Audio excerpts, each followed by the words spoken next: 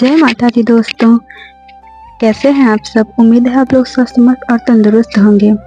मैंने संतान सप्तमी व्रत की पूजा विधि की बहुत सी वीडियो देखी। उनको देखकर मुझे सच में बहुत बुरा लग रहा था कि कैसे कोई सिर्फ व्यू और कंटेंट के नाम पर किसी की श्रद्धा और भक्ति के साथ खिलवाड़ कर सकता है।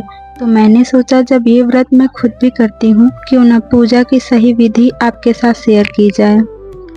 वैसे तो भगवान भाव के भूखे हैं, पर कुछ व्रत के विशेष नियम भी होते हैं जिन्हें पालन करना अनिवार्य है। वीडियो लंबी हो सकती है, पर मेरा वादा है कि इस व्रत के सारे डाउट क्लियर हो जाएंगे अगर आपने बिना स्किप किए पूरा वीडियो देखा तो। चलिए शुरू करते हैं। सबसे पहले पुआ या मीठी पूड़ी बनाने के लिए मैंने छोटे बर्तन में थोड़ा सा पानी लिया है। पानी की मात्रा जितनी मैंने रखी है उतनी ही आपको रखनी है। मान लीजिए 1 कप। फिर इसमें गुड़ डालना है। 500 ग्राम गुड़ है, जिसमें से थोड़ा सा बचाकर मैंने सारा डाल दिया है। जो बचाया है उसका भी काम क्या है आगे आपको पता चलेगा।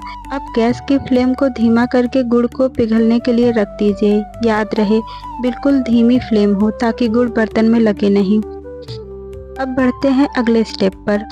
मैं अलग से 1 किलो आटा खरीद लेती हूँ क्योंकि मुझे आटे का अंदाज बहुत ज़्यादा नहीं आता है। मैं आपके तसल्ली और सुविधा के लिए एक छोटी ग्लास से नाप कर दिखा देती हूँ ताकि आपके पास ऐसी ग्लास हो तो आप भी नाप लीजिए। 1 ग्लास, ये चाय पीने वाली ग्लास है जो मीडियम छोटी होती है। 2, 3, 4, 5, 6, 7 और ये 8, यानी कि आधे पाव की ग्लास है। यहाँ देखिए गुड़ मेल्ट हो चुका है, थोड़ी कसर और है। गल जाने देते हैं अच्छी तरह। फिर इसे ठंडा करके आटे में डालकर गूंथ लेंगे। ध्यान रहे ठंडा करके। मुझे थोड़ा लेट हो रहा था इसलिए थोड़ा सा ठंडा किया, फिर आटे में डालकर ठंडा कर लिया। पहले आपको मेल्ट किए हुए गुड़ से ही आटा गूंथना है। जब पूरी तरह मिल जाए तो यदि आपको ज़रूरत महसूस हो तो पानी की मदद से आटा नरम कर लीजिएगा।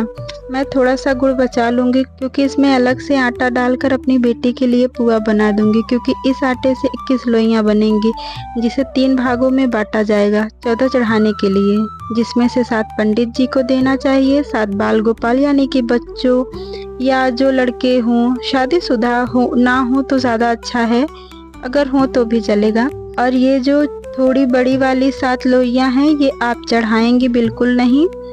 पूजा की कोई भी चीज़ आप प्रसाद के रूप में खा नहीं सकती हैं, यही विधान है। क्योंकि सब ने 14 मीठी पूड़ी चढ़ते देखा तो मन से कहानियाँ बना दी कि 7 खा लो 7 बांट दो। ऐसा बिल्कुल नहीं करना चाहिए। आप सोच रही होंगी कि बड़ी लोई वाली 7 पूड़ी कब और कैसे खानी है, इसका भी नियम है। पूजा के बाद आपका बेटा या पति ही से ग्रहण कर सकते हैं और सूर्यास्त से पहले तक खा सकते हैं। अगर खा सकते हैं तो खा लीजिए, अगर नहीं खा पा रहे हैं तो गैया को खिला दीजिए।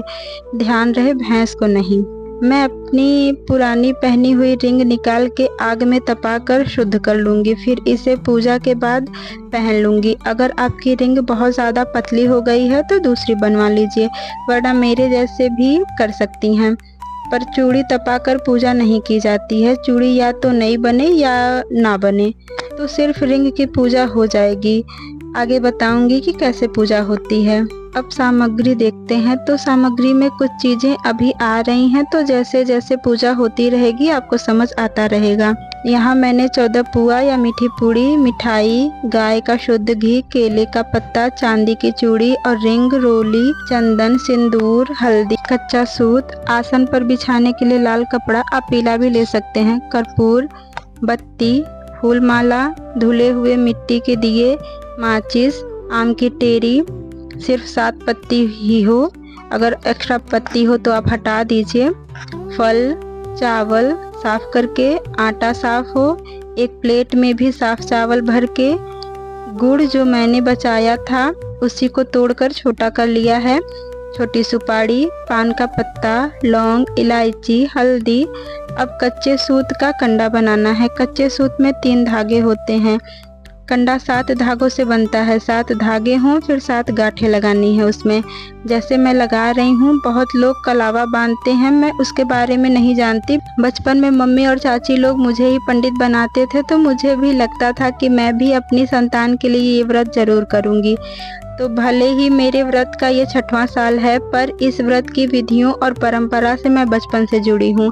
सामग्री में आप 1 कटोरी कच्चा दूध भी रख लीजिएगा गाय का, क्योंकि अभी मेरे दूध वाले अंकल आए नहीं हैं, तो मैं बाद में दिखाऊंगी आपको। वैसे भी उसका काम लास्ट में ही होता है। मैंने अपने साथ पूरे इसलिए नहीं बनाए क्योंकि पूजा के बाद बनाकर खा लूंगी। बहुत लोग प्रदोष काल में पूजा करते हैं, पर हमारे यहाँ 12 बजे से पहले पूजा में बैठ जाने का रिवाज है, फिर चाहे जितना बच जाए। यहाँ मैं आटे से चौक बना रही हूँ। पहले ज़मीन को स्वच्छ कर लीजिएगा। देखिए, मैं बेसिक बातें इसलिए नहीं बता रही हूँ क्योंकि पूजा कैसे करनी चाहिए सबको पता होता है। सिर्फ मैं इस व्रत के विधियों और नियमों को बता रही हूँ, क्योंकि संकल्प, स्वयं शुद्धि, आचमन, आसन से उठने की प्रक्रिया, ये सब आप सभी को पता है, तो मैं वक्त क्यों बर्बाद करूं। वैसे भी आज मैंने भोले बाबा से बोला है कि जब तक वीडियो अपलोडिंग में ना लगा दूं, मैं पुआ नहीं खाऊंगी। आप लोग परेशान ना हो। जो अभी तक जैसे पूजा करते थे करें, लेकिन इस वीडियो को देखने के बाद अगली बार सही विधि से पूजा करिएगा। अगर मैं ये वीडियो पहले बना देती तो सारी विधियां ना कर पाती, और सिर्फ कंटेंट के नाम पर मुझे आपकी श्रद्धा और भक्ति से खिलवाड़ नहीं करना। जो पहली बार व्रत उठाते हैं उनके लिए इन विधियों के अतिरिक्त एक और विधि शामिल हो जाती है। उन्हें 2 चांदी की रिंग बनवाना पड़ता है और पूजा के बाद दूसरी रिंग पंडित जी को दिया जाता है। जैसा मैंने बताया, मैं भी बचपन में पंडित बनती थी, तो आप अपनी बेटी या किसी भी कन्या या किसी लड़के को भी पंडित बना सकते हैं, उसे कथा पढ़नी ठीक से आती हो। और सुहाग की चीज़ें या आप खुद रख लें या अपनी शादीशुदा बहन, बेटी, ननद को दे सकती हैं। कई बार तो मुझे कपड़े भी मिल जाते थे जिनका मैं कोई ड्रेस बनवा लेती थी। तो यहाँ रेडी हो रहा है भगवान जी का आसन। फिर यहाँ लगेगा केला का पत्ता। इसे बिछाने के बाद स्थापित होगी शिव परिवार की प्रतिमा। अब यहाँ चावल को 7 जगह रखकर शुरू होगी पूजा। अब पान के पत्ते में कच्चे सूत का बना कंडा, गणेश रूपी छोटी सुपारी रखी जाएगी, साथ में चूड़ी और छल्ला यानी कि रिंग भी। अब यहाँ कलश स्थापना होगी। 7 पत्तियां हैं जैसा मैंने बोला था। कलश में कुमकुम, हल्दी, 5 फूल वाले लौंग, आप 7 भी कर सकती हैं, 1 छोटी इलायची, सिक्का और फिर अक्षत से भरा प्लेट। मैं यहाँ मंत्र भी इसलिए नहीं बोल रही क्योंकि वो भी आप सबको पता होगा। यहाँ दीप प्रज्वलित होगी। मैंने गोबर से माँ गौरी भी बना ली है। अब सबसे पहले माँ पृथ्वी को जल चढ़ाइए, फिर कलश, फिर माँ गौरी, 7 जगह अक्षत पर, पान पर रखे चूड़ी, छल्ले गणेश जी और कंडा पर, फिर शिव परिवार को जल अर्पित करें। अब इसी क्रम में सबको हल्दी चढ़ाइए, फिर भोलेनाथ को चंदन अर्पित करें, फिर सबको कुमकुम लगाइए। अब भगवान गणेश और माँ गौरी को सिंदूर चढ़ाइए। अब पुष्प अर्पित कीजिए उसी क्रम में सबको। ध्यान रहे जो भी चढ़ाइए क्रम में जो सबसे पहले बताई हूँ उसी अनुसार हो। जनेऊ गणेश जी और भोलेनाथ को चढ़ाइए, फल चढ़ाइए सबको। इसके बाद आप पुआ अर्पण करेंगे। देखिए, मैं आपको गिनवा दे रही हूँ। साड़ी की छोर में हल्दी लगाकर माँ को साड़ी अर्पित कीजिए। मैंने बिछिया चढ़ाई, आप अवॉइड भी कर सकती हैं। फिर श्रृंगार चढ़ाइए, फिर मिठाई खिलाइए सबको बारी बारी। अब गणेश भगवान का सबसे प्रिय दुर्वा अर्पण करिए। चूड़ी वाले पान पर भी चढ़ाइए। वहाँ हमने सुपारी को गणेश जी की प्रतिकृति बनाकर स्थापित किया है। धूप दिखाइए सबको। इसके बाद उसी क्रम में सबको दक्षिणा चढ़ाइए श्रद्धा और सामर्थ्य अनुसार। आप कथा सुन लीजिए हाथ में अक्षत और फूल लेकर। इसके बाद जो गुड़ था उसी का 2 भाग करके दोनों में घी मिला लीजिए। एक भाग का आप हवन करेंगी जो कि 7 बार होगा, और दूसरा भाग आप कलश का दीपक बुझने के बाद ग्रहण करेंगी, ताकि आपका गला जो सूख रहा है उसमें कोई दिक्कत ना हो। मेरे यहाँ सब करते हैं, आप अवॉइड भी कर सकती हैं। पूजा संपन्न होने तक निर्जला व्रत का विधान है। हवन करने के बाद आप आरती करिए। कर्पूर या दीपक जो भी आप सही समझें, मुझे लगता है कि कपूर से करें। यहाँ मेरी बेटी खेल रही है मेरा दुपट्टा लेकर। ये मेरे साथ ही रहती है पूजा के टाइम, अगर स्कूल से आ गई हो तो। आरती करने के बाद आप सब लोग आरती ले लीजिए, प्रार्थना याचना कर लीजिए प्रभु से। अब माता रानी को पान खिला दीजिए। इसके बाद कथा तो मेरे पति देव जी ने सुनाई थी, बट वो उन्हें देर हो रही थी तो वो प्रसाद वगैरह लेकर वो काम पर चले गए हैं। यहाँ मेरा बेटा कंडा, चूड़ी और रिंग दूध में डुबाकर मेरे आंचल में देगा और कलाई में छुआ देगा, क्योंकि वो पहना नहीं सकता, फिर मैं अपने से ही पहन लूँगी। आप साथ की महिलाओं से लेकर पहन लीजिए। आप अपने साथ जो पूजा करती हो महिलाएं या कोई भी साथ में महिलाएं बैठी हों पूजा सुनने के लिए भी, तो उनसे आप ले लीजिए, अपने से मत पहनिएगा। तो यहाँ पूजा संपन्न होती है।